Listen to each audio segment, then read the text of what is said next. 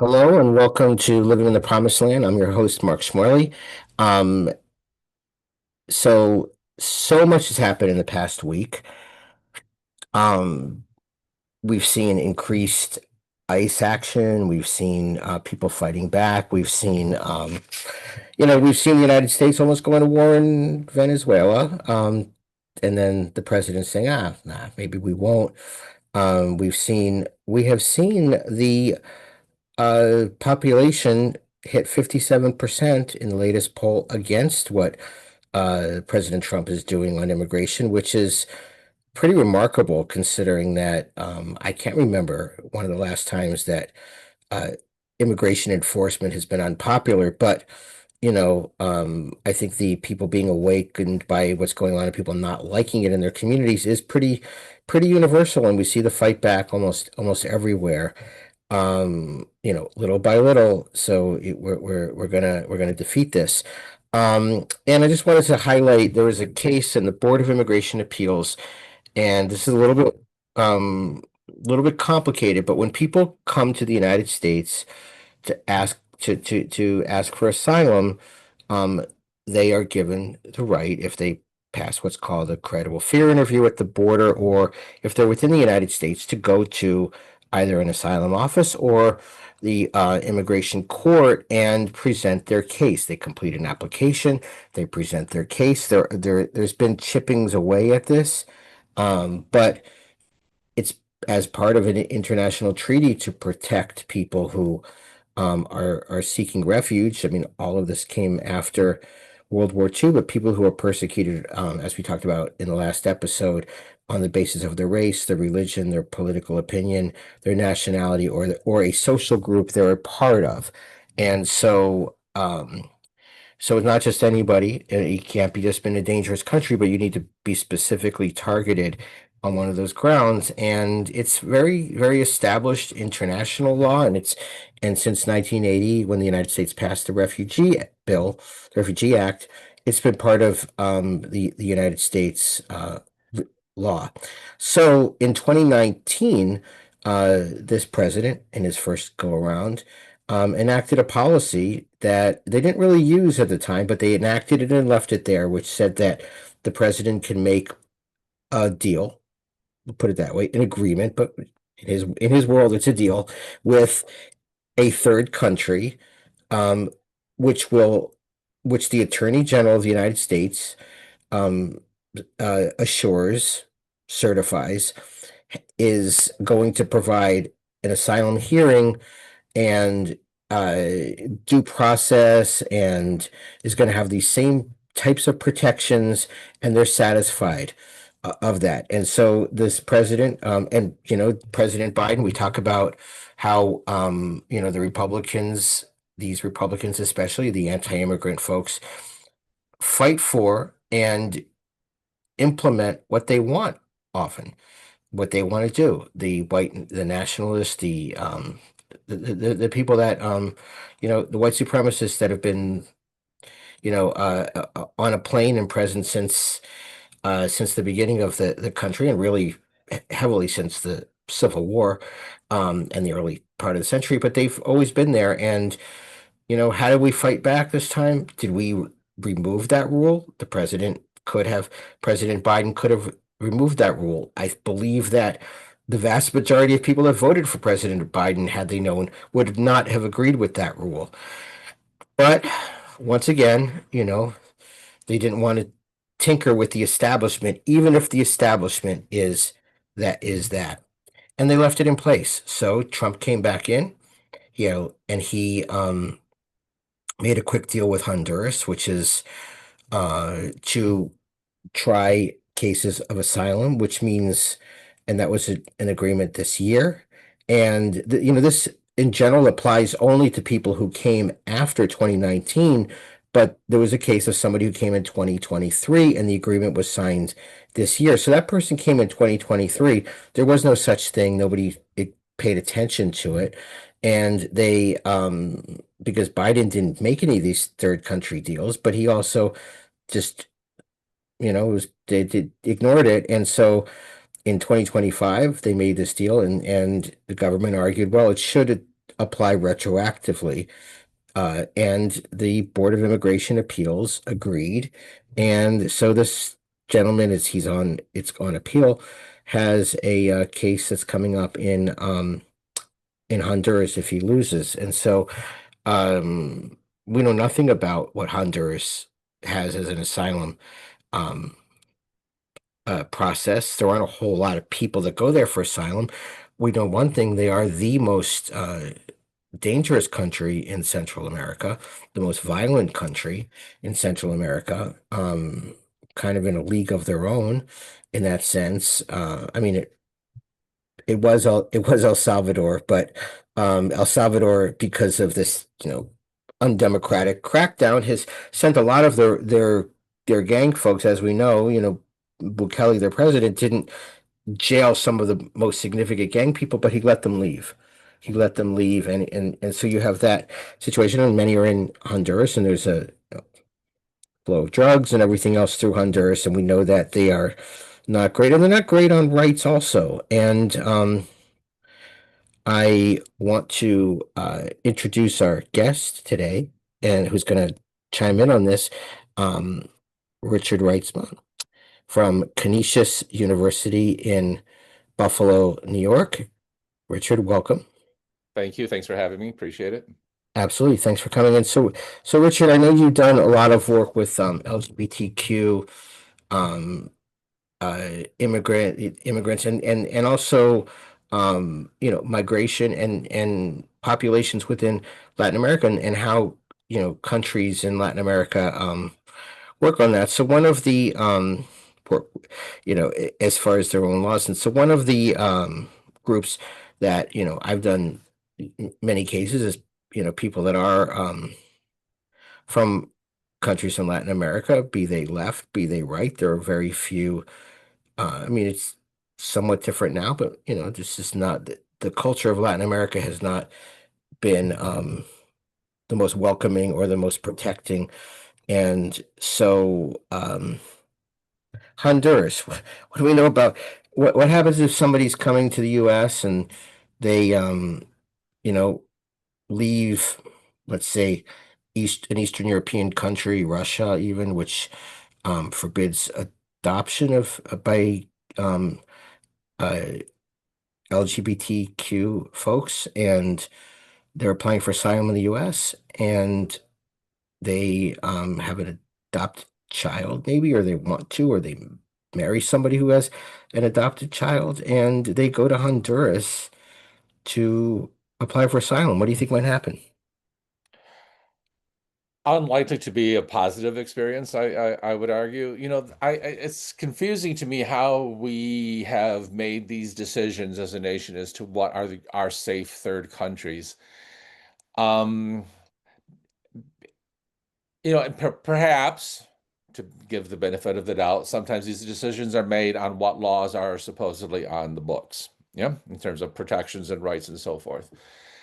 But what is on the books in a legal sense is not necessarily what is experienced by the population in a practical sense. Yeah. And a lot of countries have seemingly sometimes progressive laws about minority rights, whatever that minority might be defined as, but not necessarily are those laws either enforced or in practice socially. Yeah. And so the I'm many of the third countries that we have deemed safe third countries are not what many people would consider actually safe for a lot of people. And I think that it's a way to say that's a safe place, but it's a way to enact what is actually a different kind of deal, right? A deal that is financial in some form, right? Like the country is getting a financial benefit, or a preferential trade treatment or something like that, that is unrelated to the actual safety of the country. And so I think that, you know, we always need to kind of explore, well, why was this country designated a safe country when it wasn't before, and people have been fleeing from that country for a variety of reasons. Yeah. And so, and just because an entity, an agency, or a person says X is safe does not mean it actually is. Like, what is that based on? And from what perspective? Like, safe for whom? Yeah. Um, and in terms of like LGBTQ in Latin America, it's a different story. I mean, I've been going to Latin America since 1992, so a very long time. And things have evolved a lot. Actually, not since 1992, since 1986. Wow, since 1986, even longer. And so things have evolved a lot, primarily in large urban centers, where things are generally different.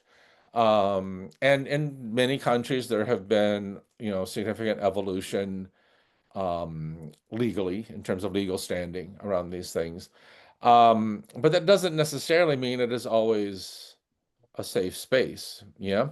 And a safe space is different for someone from outside than it is for someone native to the place. Um, I feel that because of the privilege that I very clearly represent physically, yeah, that I can move in some spaces that as a non-native that I'm safe in that others would not be safe in because they are native. And I know this from experience just, with friends in different countries. So I think we have to be careful about understanding how places are designated as safe and why and what are the circumstances under that, and understand that what the law says and what society does are not usually the same thing. Well, yeah, and I think we're talking about like, and it's easy to conflate everything. And, I think you're kind of conflating the safe third country, which we've talked about, which is very similar, where, and that's its own thing where, somebody gets what's, we've talked about withholding of removal, and they're trying to send them to a third country, and they can play with them that way. And that's just sending them to a place, and they're not saying, well, what does a safe third country mean, especially when they're going to send them back to their own country? And we know that's being litigated and that's in the courts. And this is even that step further because you're talking about a justice system. And, the other country they're talking about is Belize, and nobody thinks of the Honduran justice system. I mean, sometimes we're surprised, I've had judges where they've, made fun of the idea of somebody resettling in Mexico as a refugee or as an asylee. And in reality, Mexico is amazing in its resettlement programs, much better than the United States. But, people have these old prejudice. But Honduras is, I mean, and this is, we talk about the bipartisan, we talk about the absolute freakishness and violence and, insanity and really sickness of what's in the administration right now. But also, we talk, when it comes to intervention in Latin America, it's not, it's certainly a bipartisan, with a few exceptions along the way. And Honduras had a very progressive, popular government, which was overthrown back in or 09 or 10.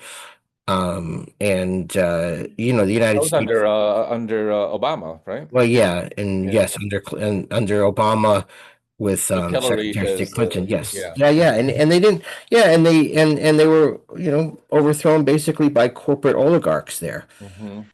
and they didn't do it at the barrel of a gun, but they did it with the United States looking the other way at best, and so um, we know that this is something that it's just been casually sleepwalking into what we have now, and that's like an example of it because now we have what Honduras, that government is doing with Trump, and so I think but yeah, you're right on these third countries. There's new ones all the time, and we see this with Abrego Garcia, our Maryland man who keeps coming up, and he, they're trying to find, they offered him Costa Rica as a third country, and he's like, yeah, Costa Rica's fine. And my family come down, it's going to be fine. But then they said, no, no, that was if you drop this other charge of this, trafficking case in Tennessee that they have against him, which is doesn't look great for them probably. And so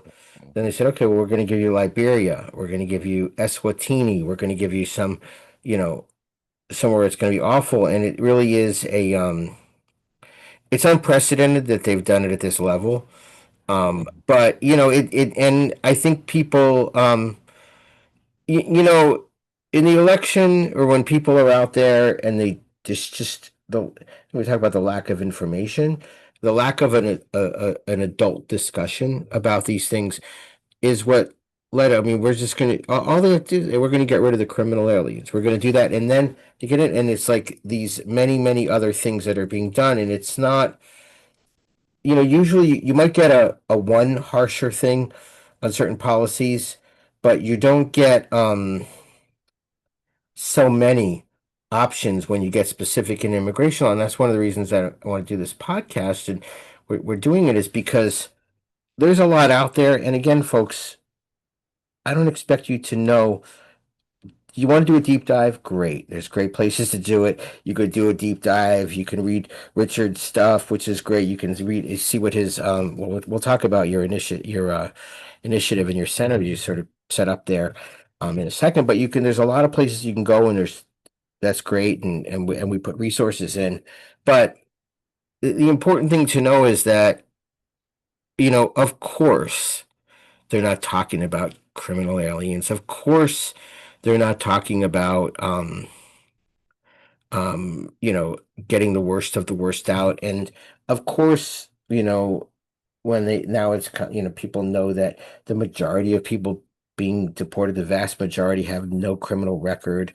But people also viscerally see, a mom being, a 5 foot, 90-pound woman being thrown to the ground by these thugs in ski masks outside of an immigration court. And it's like, they knew they were going there, and they knew they had these agreements, and they knew what they could do. And it's kind of like, I mean, we was talk about, like, sort of, it's not a matter of knowing everything, it's a matter of having a little bit of critical thinking and a Mhm. little bit of information, and just, guys, because I think when people know and they're curious, we don't have this hidden desire to do that. I hope to believe that. And what do you think? Well, I have to believe that, but a couple of thoughts. Like going back to your earlier point about third countries and applying for asylum in other countries and so forth. I when I had forgotten I had started my journey in Latin America in 1986, but when I did that, I also had a internship with a lawyer down there.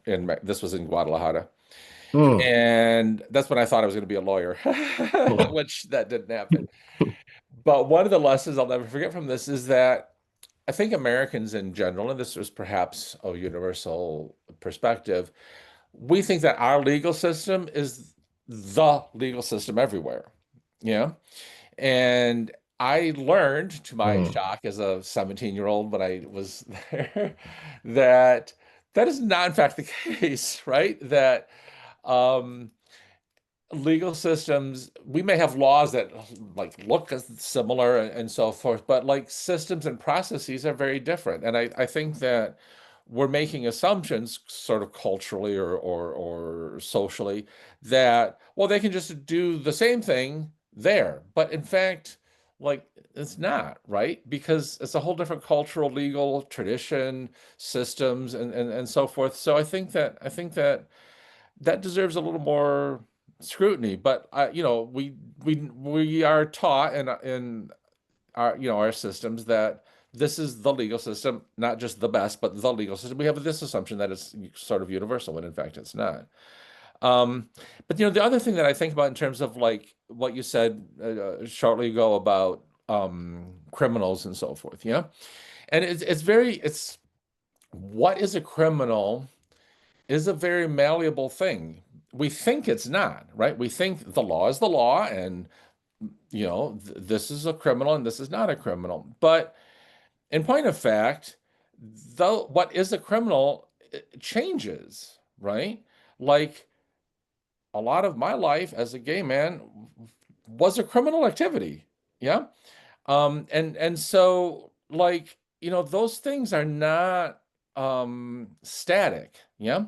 And someone who has entered the country out without authorization or who has stayed beyond their authorization, well, okay, it's not a felony, it's a misdemeanor, but you know, we can call those things crimes, yeah, and therefore they become criminals, and therefore they have to be deported, right? Like to me, this question of criminal is a political, useful, rhetorical uh, thing, right? To get people to be like, oh yeah, let's get rid of the criminals. But like, we don't then ask, well, what do you mean when you say criminal, right? Like we assume that that means rapists or drug dealers or, murderers, whatever. But in point of fact, that could be whatever we decide is a criminal, right? And so I think that um, that we need to ask the next question, right? Okay, we're going to deport criminals. Okay, all right. Well, what's a criminal, right? Like, we tend to make these assumptions of what we think it is, but maybe that's not what is being defined. Yeah. Well, and there's also no, I mean, I always use this example for immigration is, while, you know, um, uh, uh, marijuana laws are, at least most states have some level of legalization. Um, the, it's not, you could get a $25 ticket for marijuana if you're an immigrant, and that's a conviction for a controlled substance, which makes you inadmissible to the United States, even though it's a $25 ticket, and then they ask you, if they ask you and then you don't, have you ever done anything? One of the questions is, have you ever committed a crime which you haven't been convicted? Well, technically, so yeah, that's there. And also, well, this brings us, you're talking about, people crossing the border and, Richard, neglected at the beginning to say that one of the, uh, really fascinating things about the work you've done and um, the project you've worked on is that you founded the Borders and Migration Initiative, which I want you to talk about in a second. But I want to focus when you're done about one of your students that you went to the border with wrote a really fabulous, compelling essay about that experience, and you could just see how moved they were. And one of them was talking about this. But talk a little bit about this initiative. Right. So so I teach at Canisius, which is a Jesuit university. So that's context for understanding how some of this has come about. And we Those have an which are office. the liberal Catholics, as in Yes, yes, the yes, Catholics that are yeah. the The liberal Catholics, yeah. And and I should clarify, I myself am not Catholic, but I have a very good home within this Jesuit university because their values are aligned with my what I would consider my humanist values. Yeah. Very, very closely, particularly the universal apostolic preferences, which for those of you who don't know, were developed with Pope Francis, now deceased, that advocate for taking care of the environment, advocate for accompanying the youth, and advocates for um, working with the marginalized, which includes immigrants, women, the poor, and also LGBTQ. So all of those things I believe in. Yeah. Um, so through our Office of Campus Ministry, we had and still maintain a program to take students down to Dos Nogales, which is a border town that straddles the border between Arizona and Sonora, Mexico. And that partnership is in part because Kino Border Initiative is a Jesuit organization. And so since we're Jesuit University, we work with them. And Kino Border Initiative is named after Father Kino, who was an Italian Jesuit who proselytized and helps establish the missions along the migration routes that pre-existed, of course, the establishment of the United States in that era. And so one of the things we do on this trip is, well, usually we have a pre-trip boot camp, if you will, where I expose them to, if they have not taken classes with me, I expose them to some of the basics about immigration and immigration history and so forth. And one of the first things we do is we show them the old missions, yeah, because the freeway that is now the freeway that connects from Tucson down, um, is the old migration route, that was first an indigenous migration route, and then part of the Spanish Empire, imperial, and then the Mexican states attempts to settle the area through migration. Yeah. And this is pre, of course, the U.S. Shift of the border after the Mexican-American War in 1846 to 1848. And so we see, to sort of contextualize that this has always been a migration route. And why? Because there's a river there. It's kind of dry lately, but there has always been a river there. Yeah.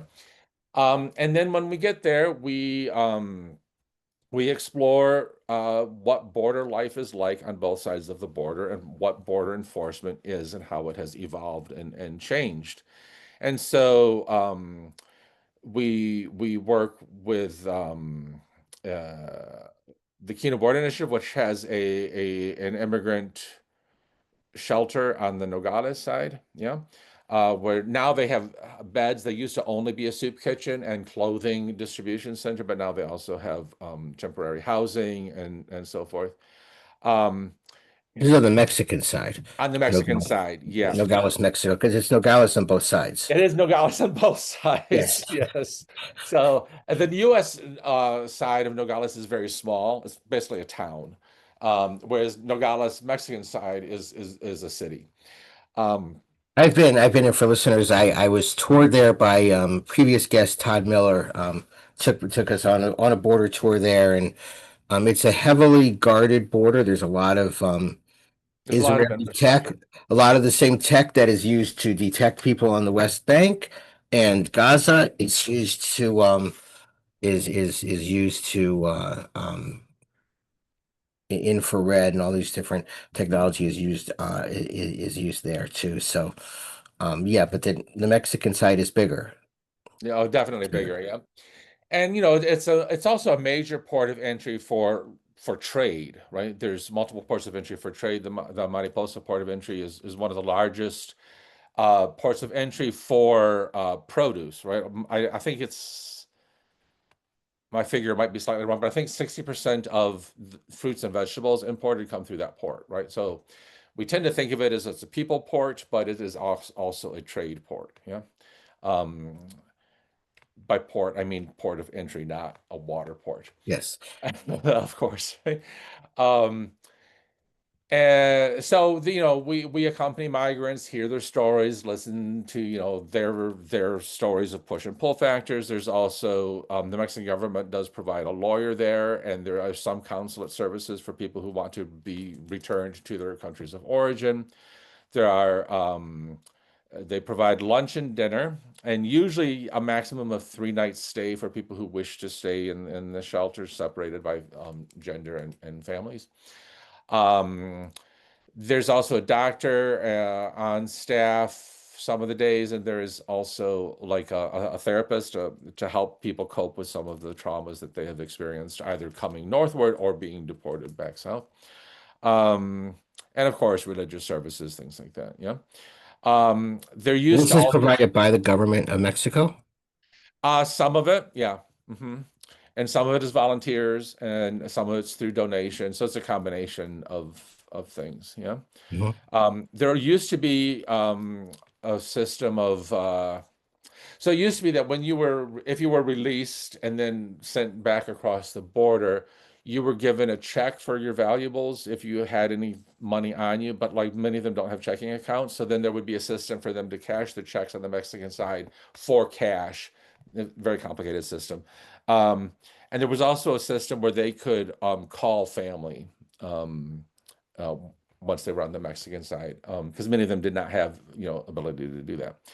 So they see the sort of economic situation also of Nogales and how both Nogales, US and Nogales, Mexico, have quite a significant economy based on, well, immigration. Yeah.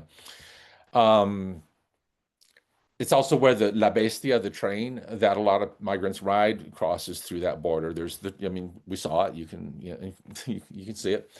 Um, then on the U.S. side, we go to like immigration court where they do expedited removal, which are basically court hearings that they process about 50 people an hour, more or less.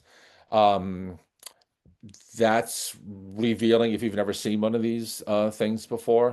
People are in a prison uniform and they're chained and so forth. Um, and then we also we talk to people who live along the border, ranchers, for example, who have other perspectives on these things. Some of them very humanitarian perspectives. Some of Interesting. them So what do you mean by that? What humanitarian? Well, so some of the ranchers have, vast territory, which because of the wall that now cuts Nogales in half, are now crossing further and further westward through the desert, which is ranch land, right? And so some ranchers, I mean, many of the ranchers advocate for a wall, but they're more nuanced, right? So they want the wall and they want people to stop coming through their property, but they also want to expand our our immigration quotas or the processes by which people like they want more of it to happen. They don't want to stop immigration necessarily. And some of them, and the one in particular that we saw, has they themselves at their own expense set up water purification systems. So there's these large water collection reservoirs for the cattle, yeah, which is not drinkable for humans. But they also then install these water purification parts of it that people who are in fact trespassing on their land can get drinkable water so they don't die on their property. So it's a very mixed perspective, right? Like they want the wall, they don't want people crossing, but they are crossing, and so they'll give them water so that they don't die. I mean, it's a very nuanced sort of perspective, and we tend to think of these things much more black and white, but in fact, it's not, right? Especially if you live at the border and you know that. Um, we also go to the county coroner's office where they collect Hmm. and attempt to process remains that have been discovered in the desert on some of these ranches, for example. We go on a desert hike through what is a bird sanctuary, the Buenos Aires sanctuary, um, so that the students can experience how quickly you can get lost, how deceptive distances appear, like something that looks like it's a like half-hour walk is actually a 6-hour walk, things like that. And in fact, we there when we were there this last time, there were some crosses that someone makes as a memorial to people that are found right near the parking lot. Like this, a person died from exposure, literally, I think maybe 100 feet from a parking lot where there was also a drinking fountain and rest area and a road where they could have gotten help. They didn't know. Yeah. And so all of these things sort of help in the process of discernment, which is one of the Jesuit pedagogical values, upon which then they reflect and then hopefully take action. Um, so in response to the first time I did this, at the end, right, the Keynote Board Initiative asks the participants, so what are you going to do? Like now that you have experienced this, what are you going to do? And what's curious, I've done some of these trips before. Like we used to have a trip to El Salvador, for example, to learn about the Civil War and the Reconstruction afterward and so forth, pre-Bukele. And that these are very intense trips. I mean, I've had adult colleagues like crying on my shoulder because of what they hear, because I was also the translator, so that's a very challenging emotional thing for me as well. But Yes. oftentimes it's a short-lived experience for people because it's a 7 to 10 day trip. It's very emotional, very involved, and then they come back to the States and they go back to their lives, right? And then it kind of fades from their experience. And so what I was looking for was how to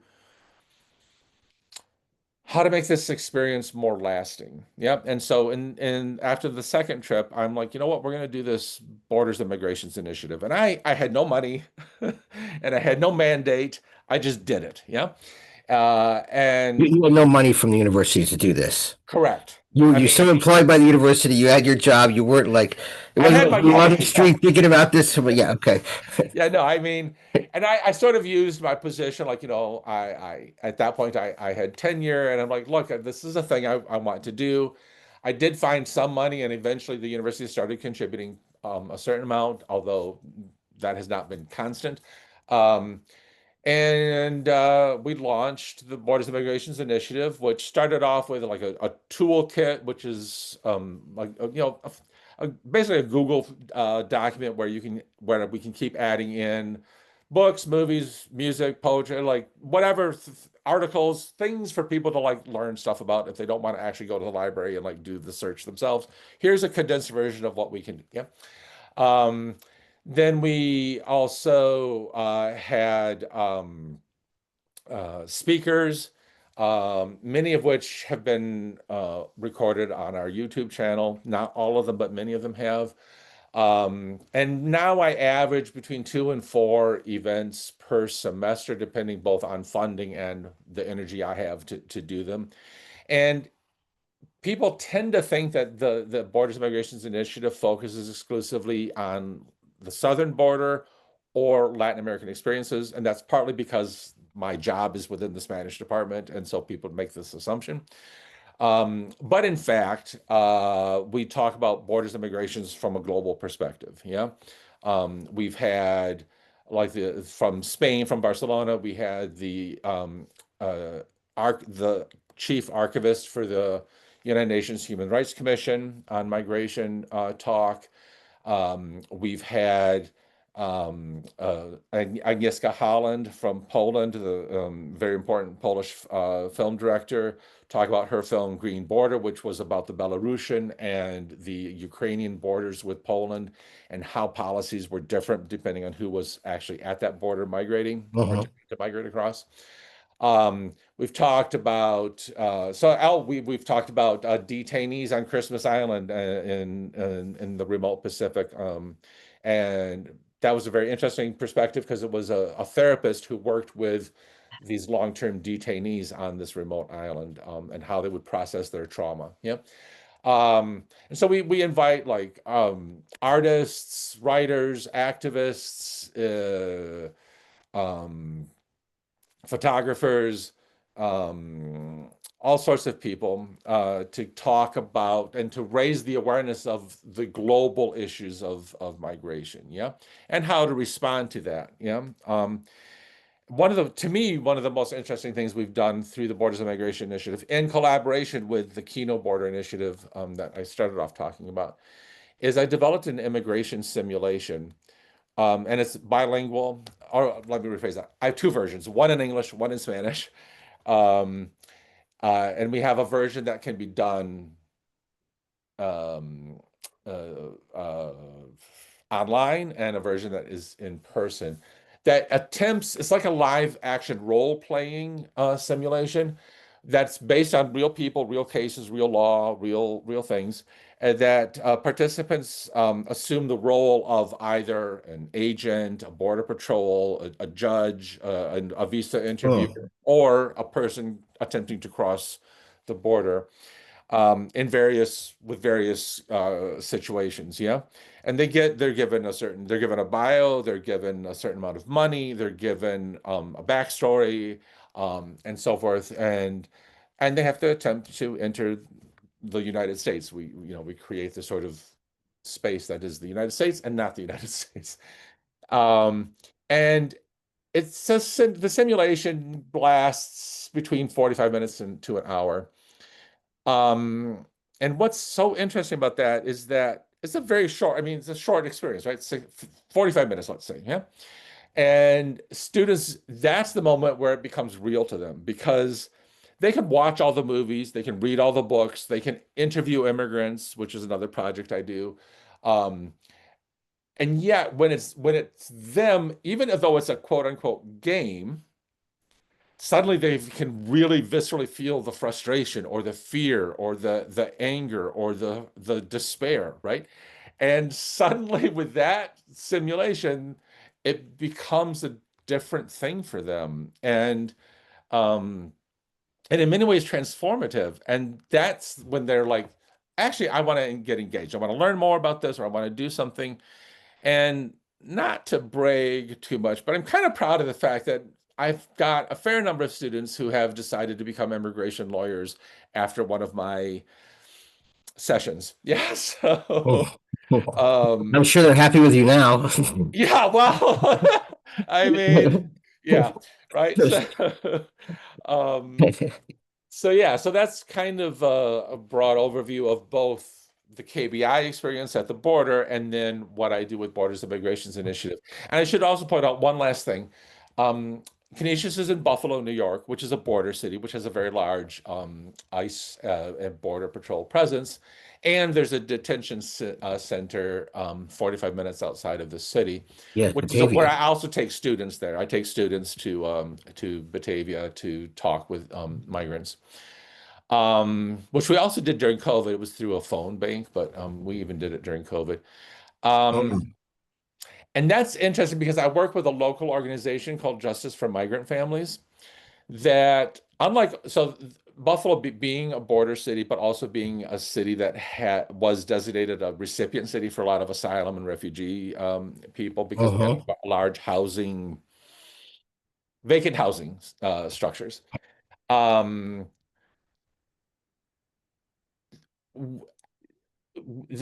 so there's a lot of organizations that work within the legal structures for people who are here with all sorts of the privileges of legal uh, Yep. positionality. Yeah. Justice for Migrant Families works with those who are less fortunate in the legal perspective. And that organization arose the same year, 2018 roughly, that I established Borders of Immigration Initiatives because there was a large ICE raid in Buffalo. They raided a bunch of restaurants and deported like 27 people.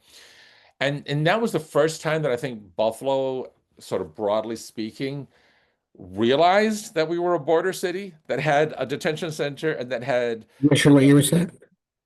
28 2017, 2018, Okay. roughly.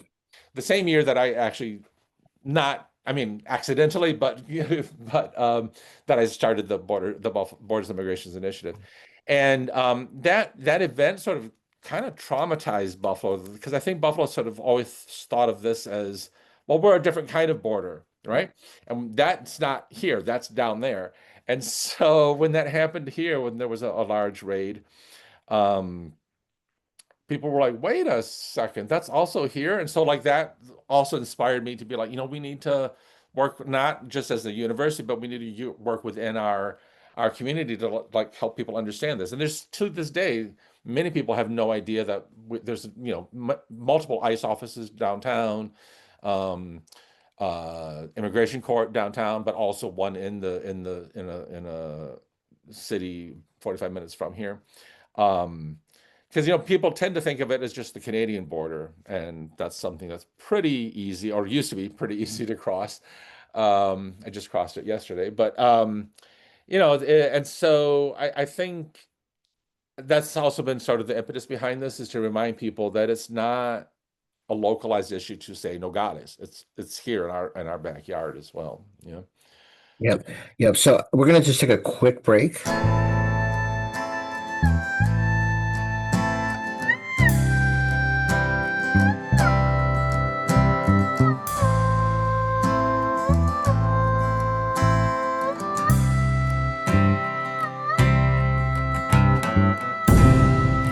Okay, we're back and with Richard Reitsma from the Canisius University in Buffalo and the director and founder of the Borders and Migration Initiative there.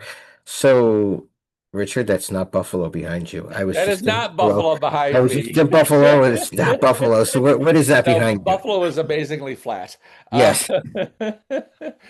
So this is one of the volcanoes in Guatemala. So in May and June, or parts of May and parts of June, I was in Guatemala, and uh, doing a variety of things. One of which was working with or accompanying the founder of Agros, which is an NGO that works to um, to empower the poor in Guatemala, mostly indigenous peoples, yeah, um, towards land ownership through loan systems and investment systems um, that and collective systems to help them towards land ownership, to give them market access, and some of them, these farms collectively market to like Walmart, for example, in the larger cities.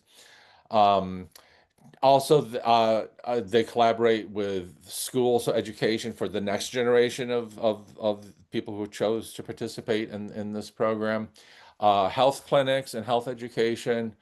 Um, and what is also fascinating to me is to encourage and to give the tools to women to be also entrepreneurs um, through textiles. And you think that that's a traditional thing, well, women textiles, but in fact, what they're doing is not just helping women who traditionally are trained on waist looms, so much smaller looms that are sort of attached to their waists and their feet, and that's how they do them.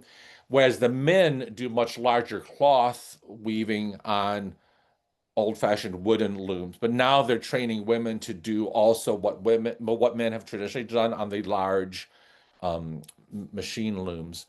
But the idea being that they could market their clothing to larger population. In fact, what I'm wearing is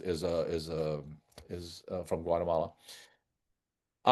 And although the interest in this organization is not to address immigration, it does in fact address immigration because it addresses a push factor, right? The lack of economic opportunity. And so what they want to do indirectly is What do you address. mean by push factor? Explain what you So mean by. when we talk about immigration, right, we usually talk about push factors and pull factors. Pull factors meaning like what's attracting you to go to X country, in this case, the United States, right? And generally that is either some version of freedom and or economic opportunity, yeah, safety and so forth. A push factor would be things like lack of economic opportunity, lack of access to land, lack of access to education, or violence of some sort, either state sponsored or socially, like gangs, for example. Um, and in Guatemala, one of the problems is um, lack of access to land, and so a lot of people are day laborers, but they don't have their own land, um, and lack of economic growth opportunities. And so, what Agros does is tries to address these push factors and to give people title to land, right, that they purchase through donations and so forth, and then also help them develop more modern farming techniques that would produce more crops that would allow them to produce also more uniform production that would be acceptable to the global market. And I have to tell you, I was at a school where there were these young kids, like 16-year-olds, incredibly articulate young people, who were learning farming techniques for tomatoes. I have never tasted a better tasting tomato in my life since I Oh, was a child. Like when I was a child, sure, like we grow tomatoes in our backyard, but the tomatoes that people experience nowadays don't taste like tomatoes. no, it's so disappointing. So So disappointing. disappointing. So here I am in Guatemala, and it was a Roma tomato. And I was like, oh my God, this is like the best tomato I've had since I was like 12 years old. Like, so just seeing these young people engaged in, very modern ways of farming, uh, Mhm. it was, it's inspiring. And so, even though, it's not a program, Agros is not a program directed at immigration per se, it definitely addresses the push factors. Yeah. The thing about, and then I was also in Quetzaltenango, which I think you mentioned before, Yes, yes. I just had a also client that was known looking for that. as Sheila. I was there for something unrelated, but Quetzaltenango, that area around Quetzaltenango, is known historically for large exoduses of people migrating out of the country, for decades at this point. There's even a statue there of called the mochilero of a migrant. And you can see the evidence of that. I mean, in terms of like a lot of the small villages around Quetzaltenango, the population is fewer men, more women, children, and elderly, for example. But you also see a large infrastructure, but I don't mean roads, but infrastructure, I mean like housing, yeah? That like very fancy housing built with remittances money that's sent back. Um, but the problem with this, and we tend to think, well, remittances is taking money out of the United States and so forth, but Yeah, they if could you're be spending it interested, here to right? But if they did online shopping. but the thing is, like, I mean, I have a student currently doing an honors thesis about the economics of migration, which if you're interested, when it's done, I'll share a copy with you. But that those things aren't true. The problem is that these monies are invested, but after usually average about 6 to 8 years, remittances stop coming in because the men are here in this country, establishing new and different lives, and it's much harder to keep sending money back, right? And so then the next generation starts immigrating, right? And this pattern continues. And so some of the things that are not currently being addressed in places like Guatemala are, well, what's going to happen now when people are much more deterred to leave to begin with? And what's going to happen when people are either being deported or self-deporting back? How is this country going to absorb that population when there's no more land for them to farm, for example? And where's the economic opportunity? And I think that's going to create as yet unforeseen social upheaval that I don't think we sort of globally are prepared to address, either economically, socially, and so forth. And so I think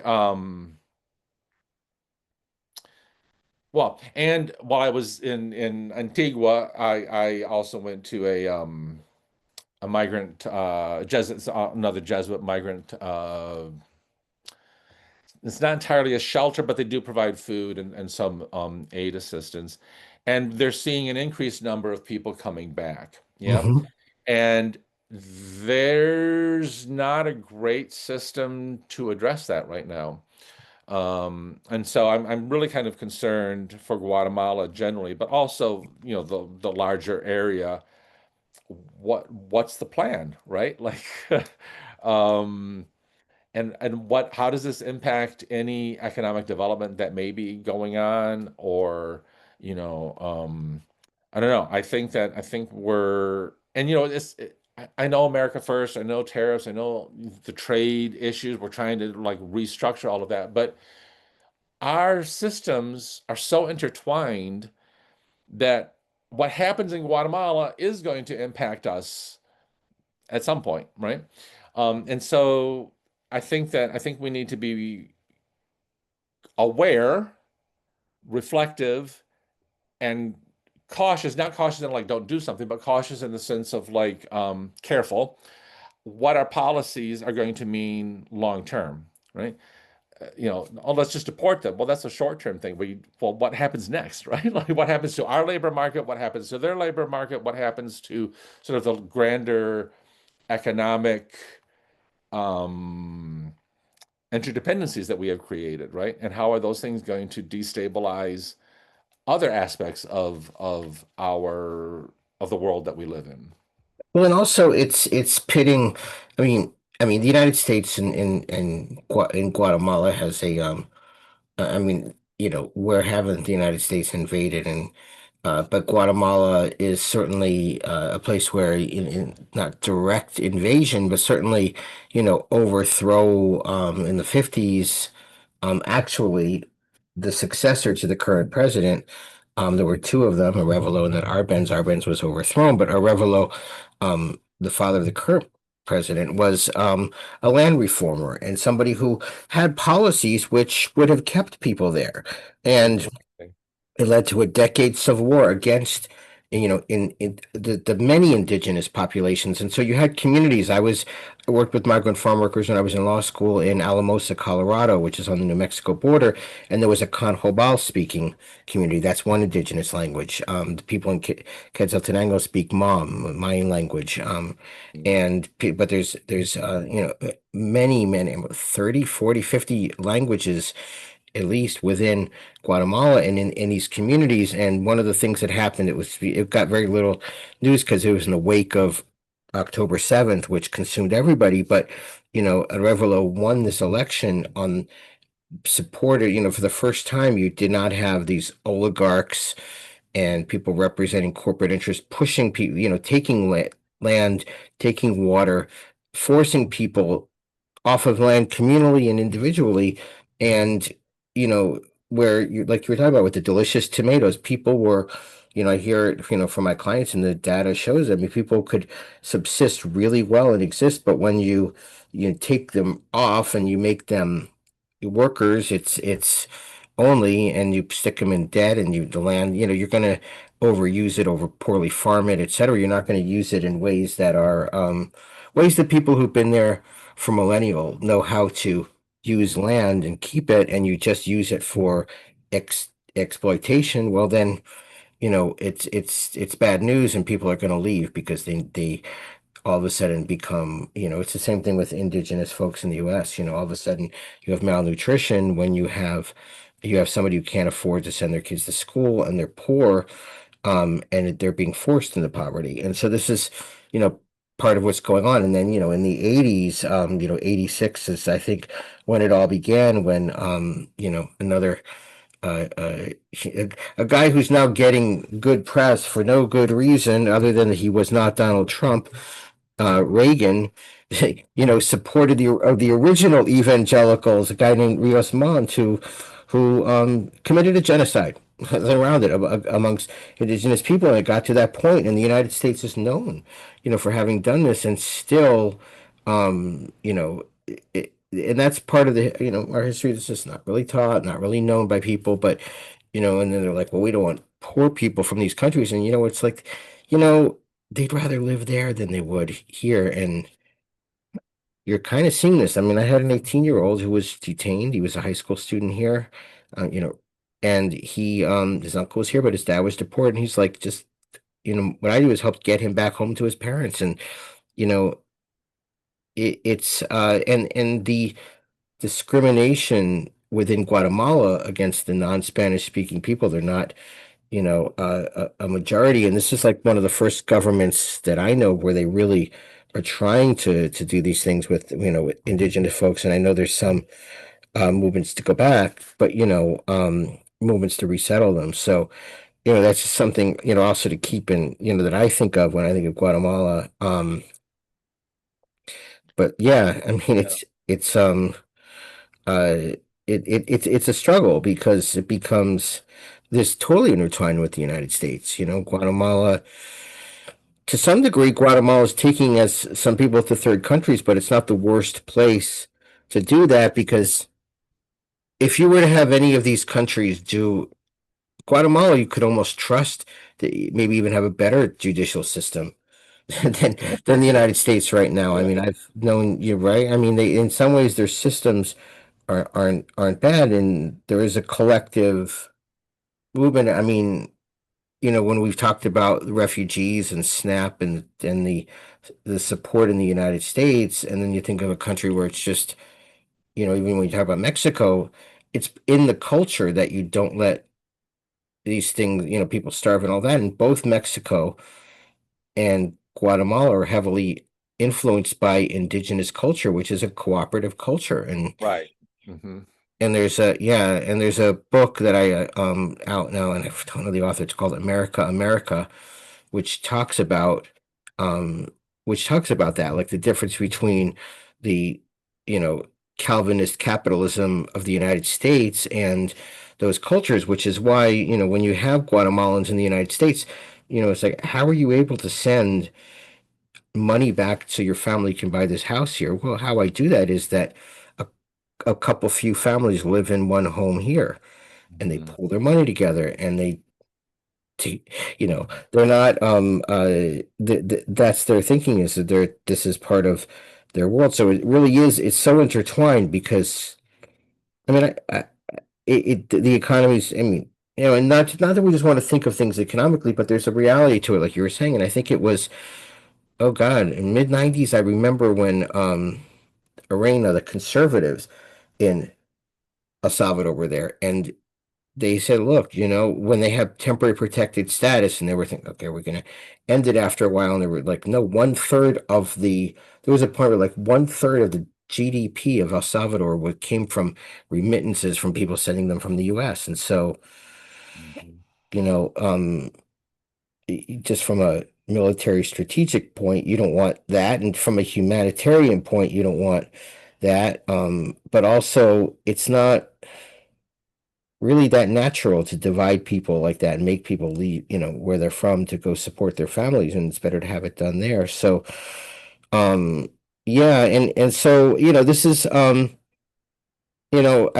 think what you're saying is that you saw some interesting things there, and you saw like communities trying to figure it out in Guatemala, and it could be something where these countries actually become more resilient. And Here's hoping.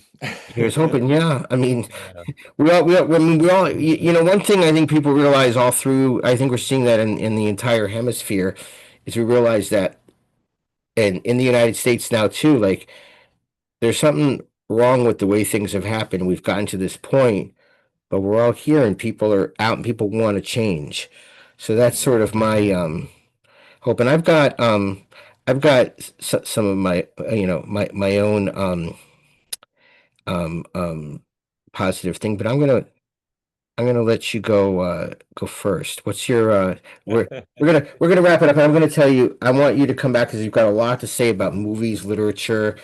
I think we need to talk about movies about immigration, movies about these things. We gotta, it's a whole larger culture. I'll learn more than, I mean, read one of your articles today, and I think I need to read it a few more times to really get all the references. And I need to watch a few movies and go back and, do a little literature and all of that. But I think that's something that's really important. So you'll come back and talk about that, right? You'll sort of be Sure, you absolutely. can be Just you tell me when. our film and literature guy too, because we all need that now. We all need film, music, literature. We gotta have that. But what gives you hope this week? So it's not easy. I'm not gonna sugarcoat it. It's not easy. But if you don't have it, you're gonna fall into like this circle of like Dante-esque depression. Um, so a couple of things. I know we'll talk about this another time, but I do find hope in literature, music, film, popular culture, all of which I also teach. So those things give me hope. And I can talk about why in another moment. I'm hopeful for certain organizations like Agros that I worked with in Guatemala. Um, and I'm fairly hopeful for the youth. I mean, I think I'm lucky I get to teach people who are always 18 to 22-year-old. And so there's always a perpetual bit of optimism, within that age You group usually. always get to hang out with teenagers. Yeah, I Yeah, mean, and teenagers are pretty, well, generally oh, you speaking, froze. optimistic or hopeful. So I'm Oh, oh, oh, oh, fairly, oh, oh, oh, oh, oh. Oh. Wait 1 second. yeah, Okay, wait a I've minute. heard it. So, You're the one that, yeah. okay, so we're back to your hope. You were talking about being hopeful around your students. Yeah, I mean, I'm surrounded by young people all the time, and young people, generally speaking, are often optimistic or hopeful or energetic at least, right? Hmm. So that kind of helps me maintain a sense of hope. So I would say like, those things, creative aspects, literature, film, popular culture, music, the youth, definitely. And,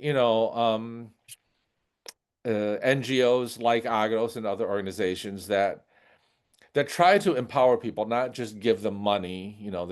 That's a not good model, um, but that try to empower people to uplift themselves, and that I was very inspired by that. So I find hope in those things. Yeah.